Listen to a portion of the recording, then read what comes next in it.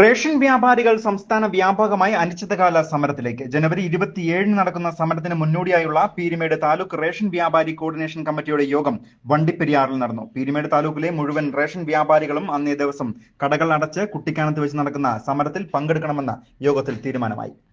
Rainbow news വാർത്തകൾ നിങ്ങൾക്കായി അവതരിപ്പിക്കുന്നത് സർപ്രൈസ് ആയില്ലേ?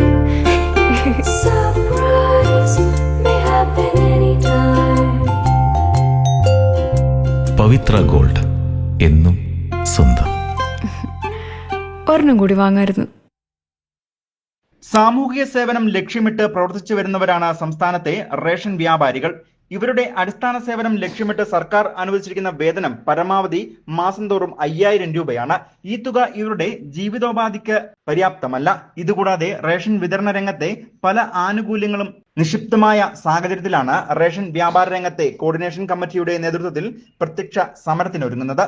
5000 രൂപ തുച്ഛ ശമ്പളം വാങ്ങുന്ന തങ്ങൾക്ക് കെട്ടിട വാടക, കറണ്ട് ബില്ല്, തൊഴിലാളി ശമ്പളം എന്നിവയ്ക്ക് പുറമെ ഭാരിച്ച ബാധ്യതകൾ നേരിടുന്ന സാഹചര്യത്തിൽ അടിസ്ഥാന ശമ്പളമായി 30,000 രൂപ അനുവദിക്കുക, മറ്റ് ആനുകൂല്യങ്ങൾ നടപ്പിലാക്കുക എന്ന ആവശ്യം ഉന്നയിച്ചുകൊണ്ടാണ് ജനുവരി 27 നടത്തുന്ന സംസ്ഥാന സമരത്തിന്റെ ഭാഗമായി പീരുമേട് താലൂക്കിലും നടത്തുന്ന സമരത്തിന് മുന്നോടിയായാണ് റേഷൻ വ്യാപാരി പീരുമേട് താലൂക്ക് കോർഡിനേഷൻ കമ്മിറ്റി സമരയോഗം വണ്ടിപ്പെരിയാറിൽ നടന്നത്.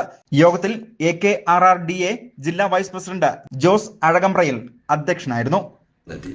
അതിന് താഴെയുള്ള ആളുകൾക്ക് 5000 രൂപ മുതൽ ഉള്ള ഒരു തുകയിലേക്ക് വന്നപ്പോൾ ഇവിടെ കേരളത്തിലെ നമ്മുടെ പീരുമേട് താലൂക്കിൽ തന്നെ എണ്ണി നോക്കി അറിയാം, 5000 രൂപ കിട്ടിയാൽ ഇന്നെങ്ങനെ ജീവിക്കും? ഏത് തൊഴിലിന് പോയാലും, ഏലക്കായ എടുക്കാൻ പോയാലും 500 രൂപ കിട്ടും. ഏത് തൊഴിലിന് പോയാലും, മിസ്ത്രി പണിക്കോ കയ്യാളിനോ പോയാലും ഇന്ന് കിട്ടുന്ന ശമ്പളം, ഒരു റേഷൻ കടക്കാരന് കിട്ടുന്ന പൈസ എത്രയാണ്? നമ്മളും ജീവിക്കണ്ടേ? അതുകൊണ്ട് അതിജീവനത്തിന് വേണ്ടിയുള്ള ഒരു പോരാട്ടമാണ് നമ്മൾ നടത്തുന്നത്. അതിനകത്ത് നമ്മൾ നിൽക്കുമ്പോൾ, നമ്മൾ എന്ന് പറയുമ്പോൾ ഞാൻ എന്നുള്ള ഒരു വ്യക്തിയല്ല, റേഷൻ വ്യാപാരത്തിൽ ഈ പോസ്റ്റ് കൈവശം വെച്ചിരിക്കുന്ന മുഴുവൻ ആളുകളും ഒന്നിച്ചു നിൽക്കുക. ജില്ലാ പ്രസിഡന്റ് PA അബ്ദുൾ റഷീദ് സമര ആവശ്യങ്ങളെക്കുറിച്ച് വിശദീകരണം നടത്തി. ജില്ലാ സെക്രട്ടറി മണി, ജില്ലാ പ്രസിഡന്റ് S സദാശിവൻ തുടങ്ങിയവർ യോഗത്തിൽ സംസാരിച്ചു.